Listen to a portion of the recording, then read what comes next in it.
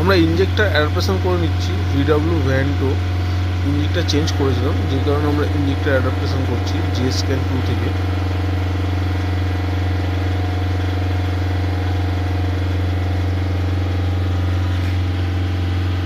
Injector adaptation করার কারণ হচ্ছে, ইঞ্জেক্টর চেঞ্জ করলে, ইঞ্জেক্টর অ্যাডাপ্টেশন করে দিলে ইঞ্জিনের সাউন্ড স্মুথ হয়ে যায়। তাহলে ইঞ্জিনে যখন অ্যাক্সেলারেট করা হয় তখন একটা করে একটা সাউন্ড চলে যাবে।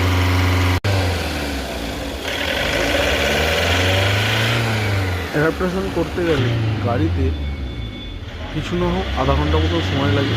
আর এই অ্যাডাপ্টেশনটা করতে গেলে অ্যাডাপ্টেশনের সময় গাড়িতে কিন্তু তেল রাখতে হবে, নাহলে অ্যাডাপ্টেশনটা যদি গাড়ি বন্ধ হয়ে যায়, অ্যাডাপ্টেশন কিন্তু ECMও খারাপ হয়ে যেতে পারে। অনেকে হয়তো বলতেই পারেন যে আপনি তো আধা ঘন্টা ধরে ভিডিওটা দেখাবেন না। দেখুন, আধা ঘন্টা ধরেই এই একই সেম প্রসেস চলবে। অ্যাক্সিলেটার RPM হাই হবে, RPM লো হবে, RPM হাই হবে, RPM লো হবে। যেই কারণে আমরা আধা ঘন্টা পুরো ভিডিওটা করি।